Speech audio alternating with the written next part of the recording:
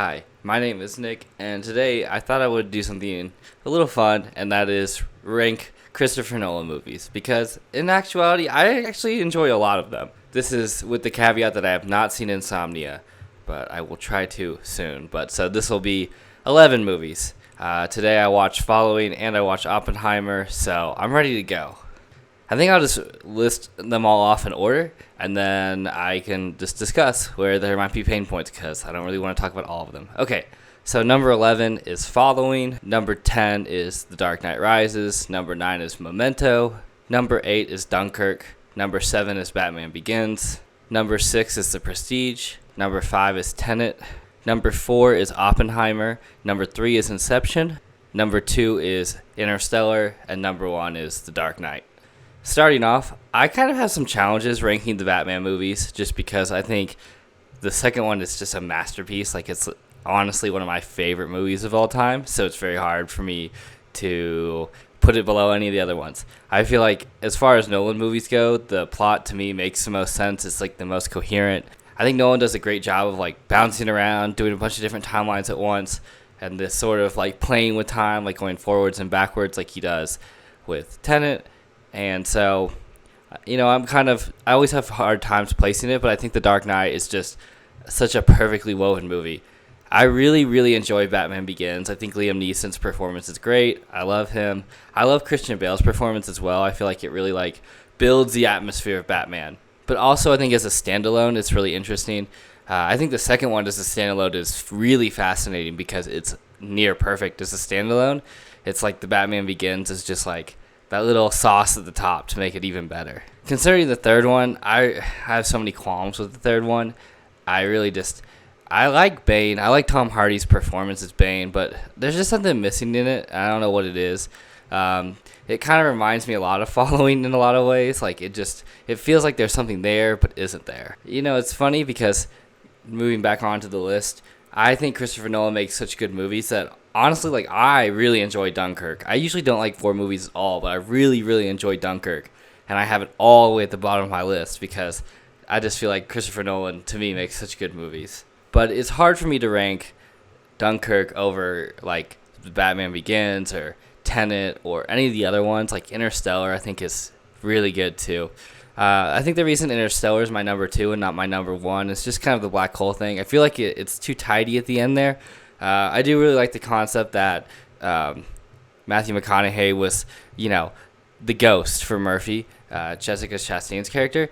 And, I really enjoy it. But at the end of the day, it's a little too convenient for me. Like, if anything, I just wish he kind of, I don't know. And I do really like the open-endedness of the plot. I do like how it's kind of like he's going to go embark on his grand adventure because his daughter's adventure is over. I really enjoy that. Inception to me is so funny because for the longest time I didn't really like Inception, but I think I didn't like it because when it came out, I think I was in high school and everybody loved it. They're like, this is the greatest movie ever. This is the greatest movie ever. And it took me until college when I kind of forgotten that feeling, and then I rewatched it. I was like, oh, yeah, this movie's awesome. I think it's it was one of those hard things when you're a kid and you're just like, if it's really popular, that means secretly it sucks. But really, Inception, I think, is a really nice movie. I really like all the performances in it. I love Leo. Leo does a great job, and I'm still always shocked that he didn't win Best Actor for that one. But at the end of the day, I think during that year there was a lot of competition. I have to go back and check. I don't quite remember. But what I call the middle group, which is all the way from Interstellar down to Tenet. So Interstellar, Inception, Oppenheimer, and Tenet. I have a really hard time ranking them because they're so different. They're sort of similar, but they're different. They all play with the concept of time and how it kind of shapes us. But they're just really hard to rank in that way. I know a lot of people dislike Tenet because it's really confusing and it doesn't make a whole lot of sense. The narrative structure isn't very standard, so it really doesn't hold your hand at all. It's hey, this is the movie, and if you want to really deeply understand the movie, watch it a second time, watch it a third time, watch it a fourth time. You can really see the different ways that it zooms in and out, how it zigs and zags, and how it's all kind of tied together. And it really does make a lot of sense when you watch on your fourth time, I'd say.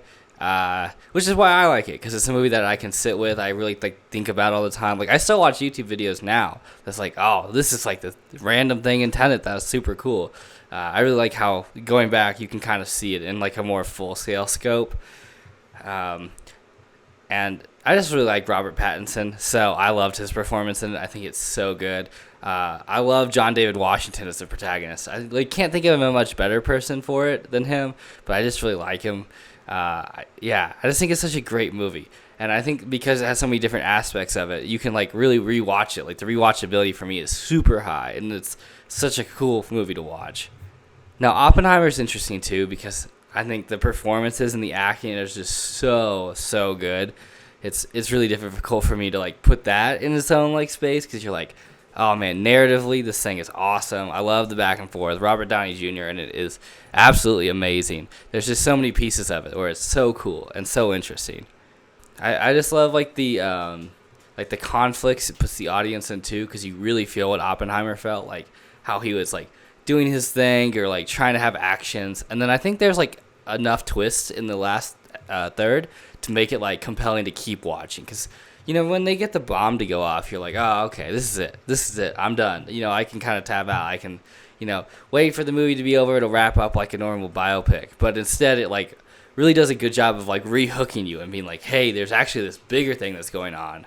And I really enjoy that. I think it gives like the 3-hour runtime, like it makes it feel like it's worth it. I really don't mind Nolan's runtimes. In fact, I kind of wish his movies were longer at times. So, I'm pretty happy with it. I still feel like Christopher Nolan is going to give us one of the first 4-hour movies, and I'm just kind of waiting. Which, a 4-hour movie would be actually insane, but I feel like if anyone's going to do it and keep me hooked the whole time, it will be Christopher Nolan, and it will probably be my favorite Christopher Nolan movie. I think Oppenheimer does a really good job, too, of really showcasing all of his different actors in the movie. For even small parts in it, I thought Matt Damon was really good in it. That's kind of what I like about Christopher Nolan movies, too. It's like, even like in the big ones, you're like, oh, I only see this character for like 5 minutes, and he is like so fully filled out. I do kind of agree with everyone that sometimes his female characters can be lacking, which isn't great, obviously, but that's really like the biggest flaw I see in most of his work. But for me, I think he's kind of like, there's a lot of movies where I think it's gotten better. Speaking of the bottom of the list now, I do like Following. I don't love Following, but I do think it's interesting. It's kind of an interesting take. It kind of, it's like, it's funny, all the critic reviews on it are just like, hey, this feels like a student film for Christopher Nolan. Like if someone was just like discovering him for the first time and trying to emulate him and trying to like add in a lot of his like storytelling elements. I think that's where like definitely the Following comes in, which is funny. Obviously, I think it's his first movie, so it makes sense. This is like directorial debut. But I do like it. I think it combines a lot of the things that I like in his later work, which is like a lot of twists, a lot of turns. Like the story may not be narratively cohesive on your first watch, but it kind of like makes sense as it goes along. And I really enjoy it. It like makes parts that you've already seen more impactful. I think it does a really good job too of like showing different timelines of things, but not giving it away that it's different timelines. Like you kind of have to really pay attention to see like this is before, but after, like where in the story is this? And I do like Memento as well. I feel like Memento has like it. I think it gives itself away too early in the film, which is kind of like unfortunate to me. But it does a good job of hooking you still. It's just not something that like sticks with me as long. I just have like a lot of struggles with it as well. Like I feel like when you have your plot that's defined and you kind of have like the twist or like what really happened so early, it's kind of like, well, yeah, like this makes sense.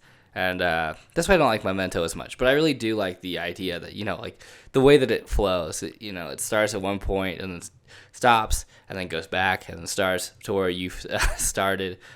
So I do like that. But at the same time, I feel like I wanted more out of it. And to wrap this up, I have so many mixed feelings about The Prestige because I feel like it is both great and kind of bad at the same time, and I don't really know why or like how to explain it. Like I've seen the movie so many times, maybe it's just because I've seen it so much, but I really enjoy like the performances mostly. It's really funny that it came out at the same time as The Magicians, that like Edward Norton magic movie, and both of them incorporated twins. It's just so funny. But I really just struggle with The Prestige because I feel like it's trying to do one thing and it kind of just doesn't like. doesn't give me like a full enough experience at the end. And I feel like this happens a lot with, especially with movies and magic systems. Like when you have a magic system that's so like ill-defined in the context of the movie, like it's hard to really like, I don't know, put all the pieces together. I feel like books work so much better in this way because they can really like spend a lot more time just really going in depth of what the creator is thinking about the magic system. And I mean, The Prestige really does give it away, like it does have like a lot of the pieces of it. And I think, it gets revealed in the end and everything, like how it's sort of working, but there's a lot of loose ends in it to me still. Yeah, like a lot of the like telepathy and a lot of the ways that the like, I don't know, pieces are like conjoined together. Sometimes they don't really make a whole lot of sense to me, and I feel like if Nolan remade the movie now, he would make it a little different, and I think I might appreciate it more. But yeah, I just have a lot of mixed feelings about it. I've watched the movie probably 10 or 15 times, so I really do enjoy it. I'm not trying to knock it and say like, oh, I like really dislike this movie. It's kind of the opposite, where it's just like, I was so intrigued by it, but it still kind of makes me want some more. So that's why I'm kind of not as bullish or, happy about it as others are. But anyways, that's my list. I hope you really enjoyed this video. Give it a like if you made it this far, and subscribe if you're new. Okay, bye.